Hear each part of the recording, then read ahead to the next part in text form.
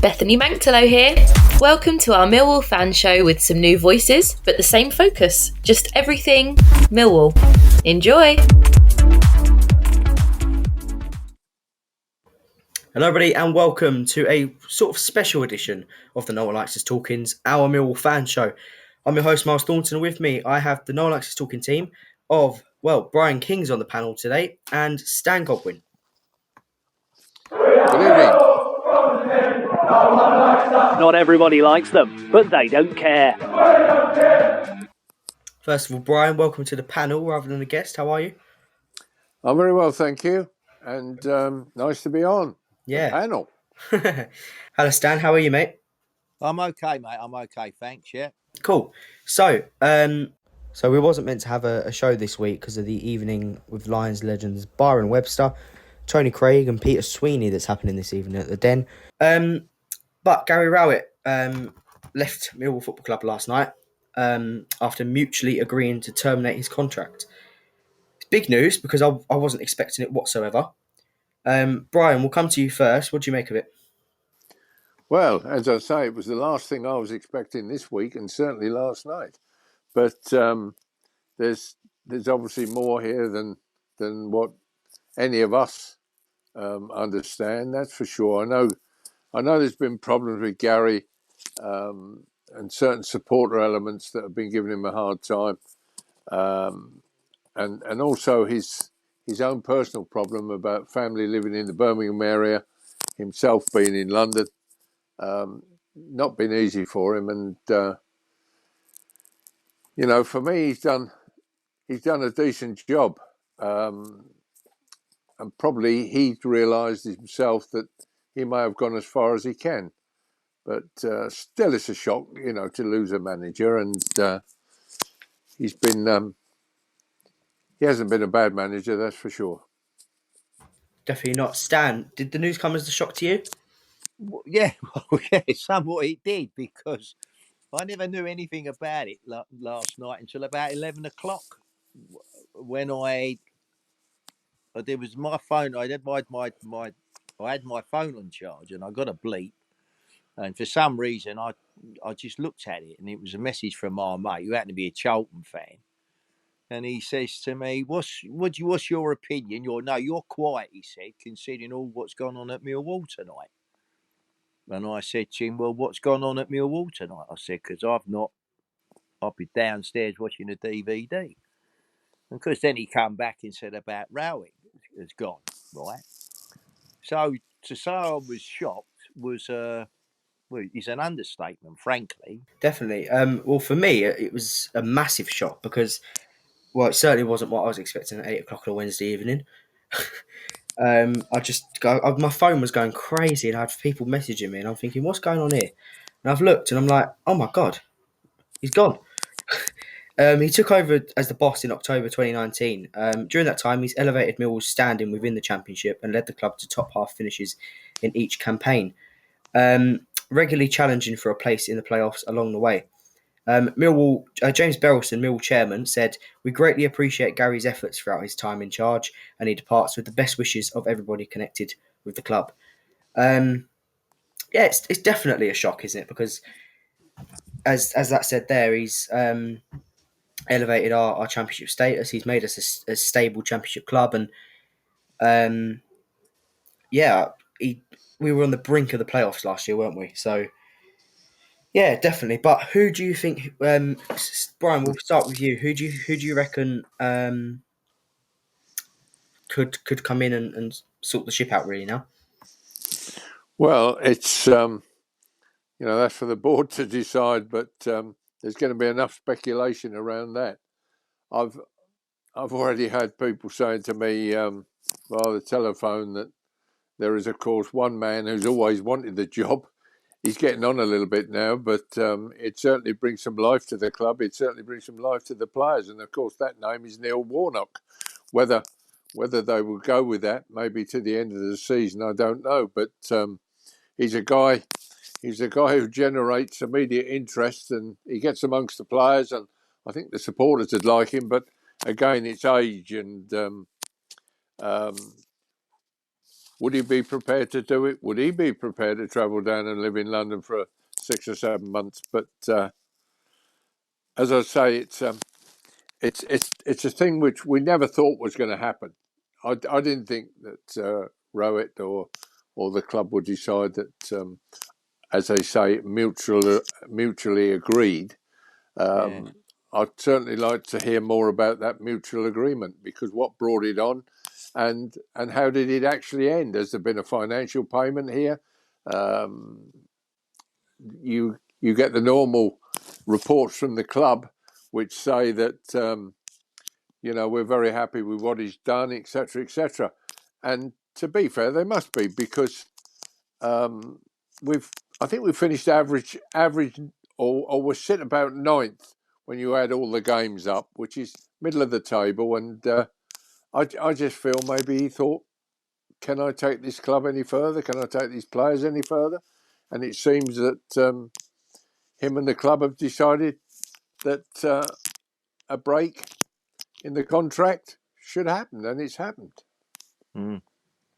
No, I mean, no, that's agreed. You're dead right. I mean, it's a shame, but I listened to Gary Rowett earlier on Talk Sport when he was talking, and I mean, he seems happy within himself. I mean, you didn't sort of detect any bitterness or anything like that. So he seemed to be fairly, you can only judge by what you hear. But he seemed to be fairly content, and I agree with what Bryan says, but I just think that with some of these things, he might tell you what's happened if you got him on his own somewhere, but the club certainly won't say it. So we just have to accept it, don't we, at face value, if we ever learn different. Hi, this is Jess Tuffield from G&M Motors. Operating from a modern and purpose-built facility in Milton Road, Gravesend, G&M Motors offers a complete range of new Honda cars and services. As well as new Hondas, we have an extensive range of used cars, including ex-Motability cars from a variety of manufacturers. Specialising in new Honda cars, G&M Motors has been retailing quality new and used vehicles to the people of Kent and South East London for over 4 decades.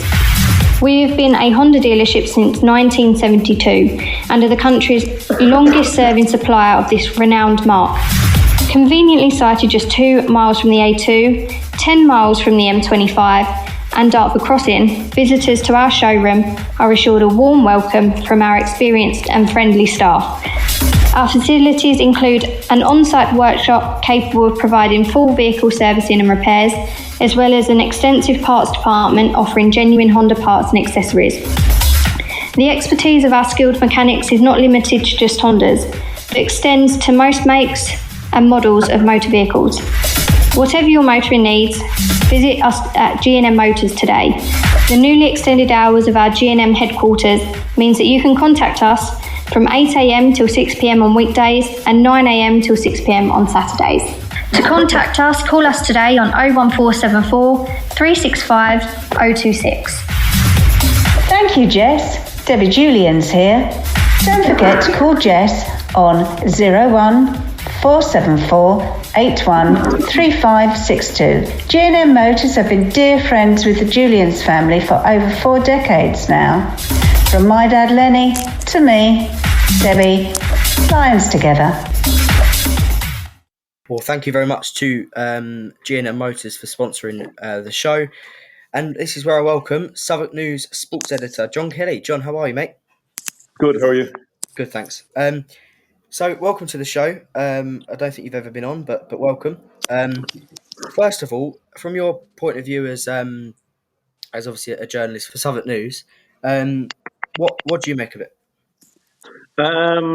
Obviously, I was surprised, like many people, I think. And, when the news comes, you're kind of always surprised. Even when I remember when the Neil Harris statement came, and it was also a surprise. But then when you looked at that and you look at this, you can kind of it becomes less of a surprise almost, because there's a number of things around it. Like I wrote on News at 10 Plus today that there's people can. I asked the question: was Gary Rowett a success at Millwall? And that was the headline of the article. And He's living away. He's living far from his family home in Derbyshire. The majority of the last 4 years has been away. And then on the football side of things, they've gone so close in 3 of the last 4 seasons, and just missing out on either the second last day or the last day. I know that the game at Bournemouth a couple of years ago was that was very much an outside shot. But Rowett has been kind of building towards building and improving it, and then in his fourth season, his third full season, they just missed out like 45 minutes to go on the final day, and you think that must have left kind of a scar. You can look at it 2 ways. We're getting there, we're almost there, but like going so close, it surely leaves a scar. And then I did wonder over the summer, and this wasn't based on anything, it was just me wondering if he would leave. I was almost thinking I wouldn't be surprised if there had been sort of a mutually agreed thing then. And then I spoke to him earlier in the summer, and it was obvious that he was, looking ahead to this season, looking forward to this season, and building again, and adding a few more players. And then I thought this season, I can see this season being his last if they miss out again. Either getting so close or just fall away and finish mid-table. This would be his last season. So all of that, when you look at all that, it's not a surprising way. I mean, you could look at it 3 days before the game against Preston. That's kind of surprising, and as I said, sort of happening 10 games into the season, and when things are going fine. I mean, they're in 15th place. That's not unusual at this stage of the season. There's plenty of the season to go. So it's a surprise in that sense, but I can kind of understand it as well. Yeah, definitely. So we've just before you come on, we spoke about who we think would take over. Who do you think the best bet would be for the job?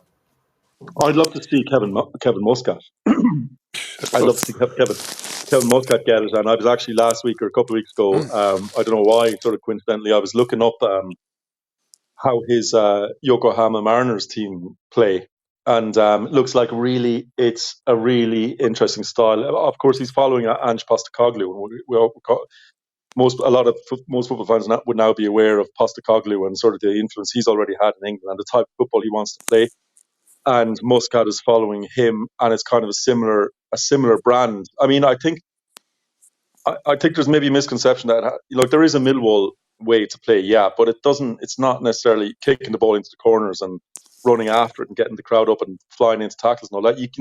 You can retain the Millwall values of sort of working class and leaving everything out on the pitch, but also sort of change the style a little bit to be more progressive. I think that was one of the things with Gary Rowett's sides. I mean, I did a couple of tactical analysis pieces, and you kind of look at it and you go, what is the attacking plan? What are the attacking patterns? And it kind of more comes down to hoping that players produce something in the final third themselves, rather than it being coming off the training pitch. And I mean, I'm not saying everything has to be directly off the training pitch, but you coach players to kind of react to what's in front of them as well. But it seemed just relying on individual bits and pieces rather than with someone like Postecoglou now that you're seeing now attacking patterns and plans. And Muscat is looks like kind of following in Postecoglou's path. And I think he would. This is just me kind of speculating.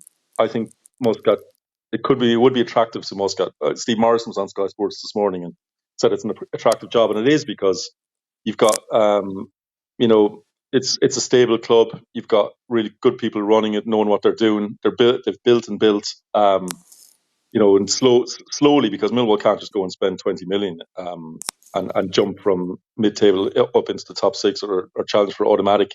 So it would be attractive for him. But there's the obvious link there as well.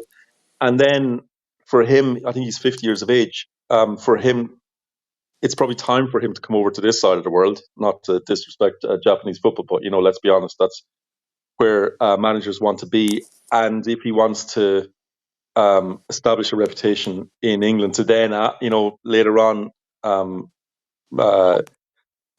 manage longer term in England. I think from Millwall's point of view and from Muscat's point of view, it should be attractive. I think. I just feel that speculation is the same old stuff, isn't it? You know, manager goes, manager comes. That's how it's going to be. Will it be up until the end of the season, or is it going to be a long-term manager appointment? I'd certainly like to see the right manager come in now, because as we've just heard, that I think that the squad of players that he's got at the moment, or Millwall have got, is as good as it's been for the last 5 or 6 years. The only thing, I mean, with you see, the only problem is I have with Kevin Muscat, right? He's okay.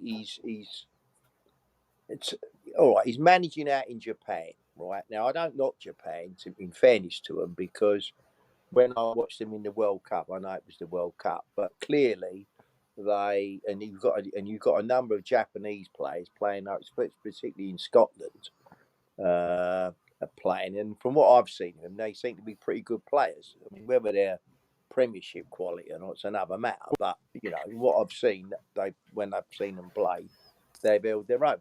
So I'm a bit reluctant about Kevin Muscat, because okay, he's managed that in Japan. Well, fine, but that might. But then he's got to come over here, and whoever gets the job, he's got decent material to work with. The club's stable.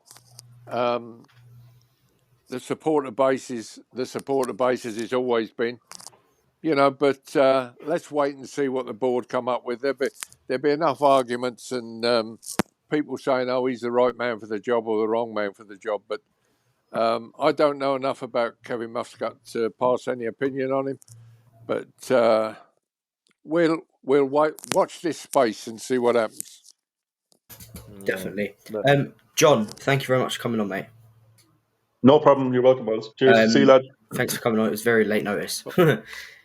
Brian, sorry, you was talking earlier about the mutual agreement that you said. Yeah. Rowett was on TalkSport earlier saying that it was a mutual decision to leave Millwall. Both parties wanted it to end amicably. Gary Rowett says sometimes people assume a manager has been sacked when termed that way, but genuinely it was a mutual call. That's all he said, really. And yeah.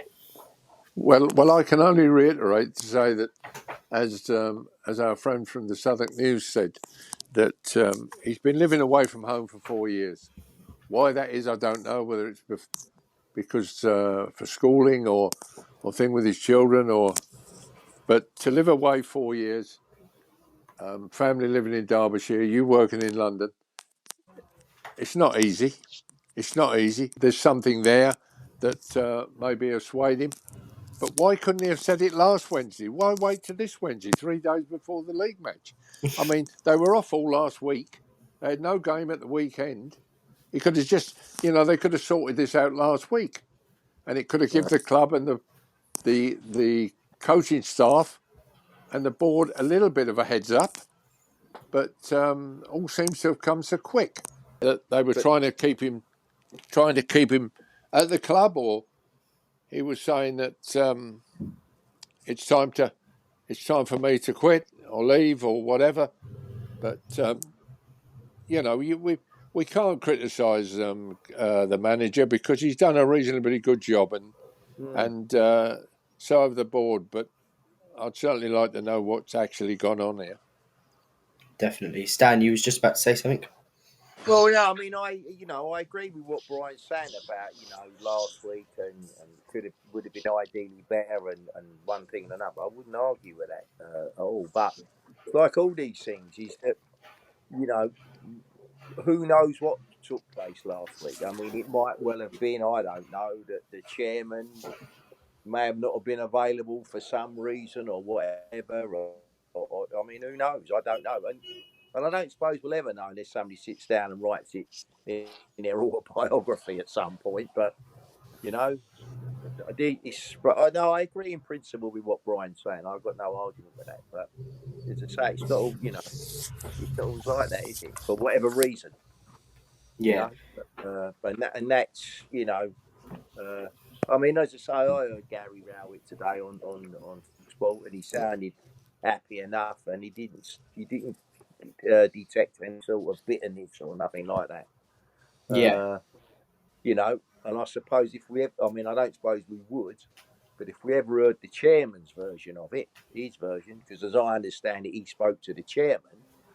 I mean, although I don't know, I've never heard the bloke speak, but I mean, if he come across in a similar way, then you could only come to the conclusion that it was all, lovey-dovey and it was mutual and there was no aggro. Yeah. But who Yeah. knows? Definitely. Well, again, thank you both for coming on at such short notice, because like this wasn't meant to happen this morning. Yeah, my message to Gary out is thanks for everything, Gary, and best of luck for your career. If you're listening, Yeah. which I doubt you're not, but but yeah, so thanks both for coming on and giving your thoughts, and thank you for listening. Yeah. Well, thank you. Yeah. Thank you. And as I dare say, I'm speaking for Stan here, and we can only wish Gary Rowett good luck for his future, and good luck to the lads who are going to be running the show, Adam and Paul. And let's get 3 points at Preston, eh? Yeah. Exactly. No, I agree, mate. I agree.